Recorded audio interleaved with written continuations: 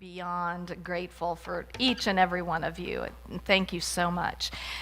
So I thought I was going one place today, but I listen to different speakers and I read different things, and after listening to this one speaker, I felt really inspired to move in this direction today, and it is the one small step. And this really goes along with the principle of taking action, and we talked about that 2 weeks ago, and that it's not enough for us to know the truth, that we must live the truth that we know. And the way that we focused on that 2 weeks ago was that as we move through our principles and open ourselves up, that we are going to be inspired in some way, and those inspirations are going to come in thoughts and intuitive hits, and maybe somebody showing up in your life or reading something, just like last week, something inspired me to move in this direction. And so that's great, but we've got to start making steps. You know, again, it's not enough to know, but we must live the truth that we know. If you call my cell phone, you'll always have this as my first thing that I say: the secret to living the life of your dreams is to start living the life of your dreams. We have to start somewhere. Now, almost the majority of my talk today came from Dr. Roger Teal. He's at Mile High Church in Denver, Colorado, Spiritual Living Center, which is Science of Mind, their sister organization of Unity. And Roger is also Bob and Millie's son-in-law, in case you know Bob and Millie. So what Roger says is that we want to experience our natural power, the natural power to live the life of our dreams, but that often we don't really realize this innate power within us. We may know and we may hear it and we may think, yeah, I've got that power, but to realize it is to bring it to a deep place where we are now living from it. And he reminds us that in 2 Timothy, it says that God has given us a spirit of power, of love, and of a sound mind. Every single one of us has come forth, and innately we have that spirit of power and of love and of a sound mind. The challenge comes along because we don't always put our power to work in the most effective way because we don't necessarily know how to use this power. And the part of the challenge of that is we live in a world where all or nothing kind of deal, and it's instantaneous. You know, I like instant feedback, or I like to have Dee taught me how to knit a scarf, and you know, it just takes a couple hours and poof, I've done something in 2 hours and I can feel really good about it. You know, so I think most of us like that, you know, it's all or nothing. I'm going to get it done soon or I'm just not going to do it. But the thing is that when we live from that perspective, so we're looking at the life that we really desire and a particular part of our life, sometimes it can feel overwhelming. Sometimes it can feel so big that we do one of two things. We either just kind of stop and don't do anything, or we think we have to muster up all of the energy that we have and use power and force to move through whatever is there before us. And you know, sometimes that works to a degree. And as I was listening to this, I realized that I think that's a lot of times why people who first get into Unity, it resonates with them, they hear it, and they start using some of the principles, and it starts to work, and then they start, you know, we all want everything to change now. And when it doesn't change so fast, they step back. And you know, what we know is we got to keep on moving. You know, for the rest of my life, I'm going to be diving into my spirit. I'm going to be diving into learning and growing and expanding, and because that's what we are. We are creations that are ever growing and ever increasing.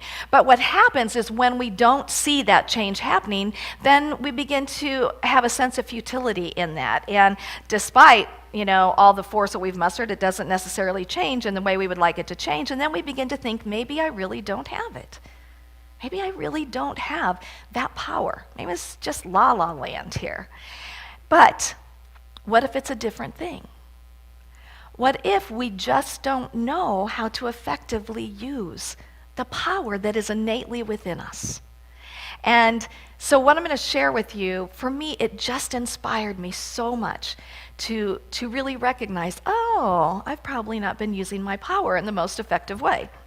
So Roger suggests that we make little changes that cumulatively produce enormous results, and thereby we can reclaim that sense of our power by moving out of that it's got to be all or nothing. So he created an acronym, and he said instead of gulping, we're going to sip. Okay? So instead of gulping, we're going to sip. And to sip is successive, incremental, and progressive. So successive meaning that it's being repeated over and over, little things being repeated over and over. And of course, incremental is that we haven't bitten off the whole enchilada, we're just taking increments of it. And progressive is after those repeated small increments, you keep progressing into more and more direction, more and more power in your life. This is where the momentum starts to gain. And, come back Wednesday night because I'm going to share more of this. I think it's too long even today, but I have so much I want to share. But we talked about when we've got that momentum going in the direction we don't necessarily want to go, then we're going to have to start taking these successive, incremental, progressive steps to get the momentum going in another direction. So little shifts accompanied by deep devotion will create results if we allow them to. So what Roger did was he gave us 4 combinations of doing things step by step. So the first one is a little change plus new thinking. A little change plus new thinking. And, he says we are a New Thought church. We are a New Thought organization. And what we know is that our thought world, that's which is going on within us, that's our power. I mean, that's our the power that we have to create. So if our thought processes are not aligned with our deepest desires, then we've got to change our thoughts. So a little change plus new thinking. So he shared a story about a man that he had in one of his classes. A man came up to him after class and he said, I'm really having a hard time. I was a junior executive at this company, and they went through some changes in the political aspect of what was going on in the company itself, and I don't have a job anymore. And I've been so humiliated and embarrassed by this that I'm sleeping like 18 hours a day. I've just been really down and really depressed. And Roger said, wow, well, you have to do something differently. So he said he knew, where this man lived, and so he suggested, he said, when you're sleeping that much, you're running away from life, and you're the only one who can turn that direction, turn in another direction. So he said, how many hours of sleep would you normally need? 7 to 8. He said, okay, tomorrow, put your alarm clock on for 7 to 8 hours, and then get up and walk just one time around the block. And this man was just like, oh my God, you have no idea how huge that is. I have no energy. To get up even in 7 or 8 hours, I don't know if I can do it. And Roger said, you have to intervene in your own life. So the next morning, he got up and he went out and he walked and he got back and he was really wiped out. But yet again, there was a little pinch of energy that came with that. So the next day, because he'd been taking classes also at the church and learning about the power of affirmations in the mind, he created an affirmation for that walk around the block.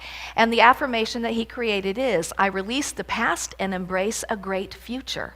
So on that walk around the block, he walked saying, I release the past and embrace a great future. I release the past and embrace a great future.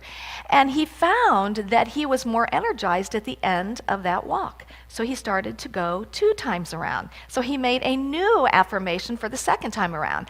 I am pure spirit, designed and destined to succeed. So he goes the first time around doing the first one, the second time around doing this one, and then he's feeling good enough to do 3. So he made a third affirmation. I am blessed, guided, and prospered. Life is good. So he goes the 3 times around, and then all of a sudden he's up to 4, 5, and 6, and he's moving now. And he gets to feeling enough better that he starts again to reach out to his friends and his family. And he gets online and buys the paper and starts looking for job opportunities, and he gets a part-time job, paying a lot less than what he ever made. But he didn't have that sense of, oh, that's below me, that's beneath me. He was in that place of new thinking.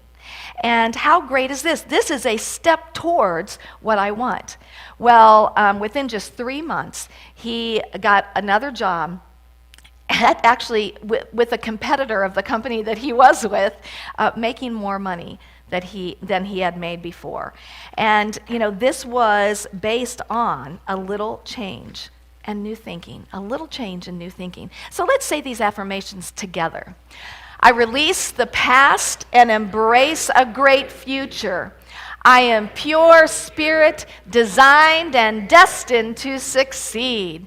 I am blessed, guided, and prospered. Life is good. And if you want these affirmations, we'll try to get them printed up. I meant to do that, but I was working on my talk. But we will get that for you. Okay, so the second thing that Roger suggests is a little change plus spiritual energy.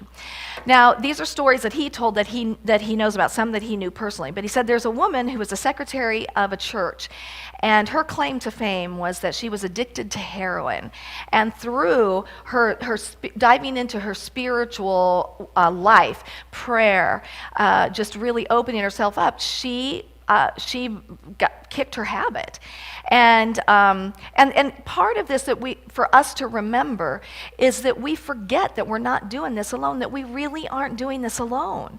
And that God, the universe, the creator, the creative essence, that energy is right here where we are and is here to support us. We can't explain that. We can't figure that out in our logical minds, but it is here. So what happened was, she was going from church to church, and she was talking about this, and she had surgery. And after surgery, she became hooked on the pain medication. And it got up to 27 pain pills a day. And she didn't tell anybody about this because, here she was going around talking about having kicked her heroin addiction. So she would get these drugs off the street. But finally she thought, you know what? Now's the time for me to do something. And so she decided that she would shave off a little bit of one of the pills and pray. And so she shaved off one of the little pills that first day, and she prayed. And she took 26 and 11/12 pill that day. And before long, she was down to 26 pills. And then in 9 months, now hear this, it took her 9 months. And here's the thing, we want it to be right now. But the small successive steps with faith, with deep devotion, that is what creates the change for us. And so she kicked the habit. She finally admitted to everybody what happened. And she said, now I know even more fully that with God all things are possible. But she had her part to do. We can't keep doing this behavior that's got us in a place that isn't good and think God is just going to come in and wipe it out. We have to do our part. But God, this energy of the universe, is always right there for you. So a little change plus new thinking, a little change plus spiritual energy. So the third one that he tells us about is a little change plus gratitude and joy. There is power in the combination of gratitude and joy. And he shares a story about Leo. In 2005, he was in terrible, terrible physical condition and in deep, deep, deep debt. You thought I was going to say doo-doo, huh? I was going to, but because he kind of was. So he decided the first thing he was going to focus on was his physical condition. So here's what he did. He started walking just 10 minutes a day. Just 10 minutes a day. And it may be 5 minutes a day, whatever, to get yourself going. But here's the difference. He chose not to resent the walking, but to feel grateful for the movement, to find a way to enjoy moving his body, even if it was a little bit. Huge shift there, because if we go into it with an attitude of, oh, God, I got to go out and walk today, and we're kind of grumbling, big difference. Then even if you're kind of like this, you're going out and you're grateful, and you're feeling your body moving, and you're in that place of joy. And he continued to increase it progressively, and a year later, hear that again, it didn't happen overnight, he had lost 30 pounds. So then he decided to start eating healthier, and because that was a part of his process. So he started adding more water and more fresh fruits and vegetables, but he did it in a way to allow himself to taste the new tastes and to feel the hydration in his body and to be in gratitude for every new thing that he was trying, and to be in gratitude for what he knew what it was doing to his body. Then he and his wife began to tackle the financial situation and to really look at the core of why they had gotten in such deep debt. And they realized how he had used money to buy happiness and fleeting pleasures. Anybody else do that? And how it had gotten them into senseless debt.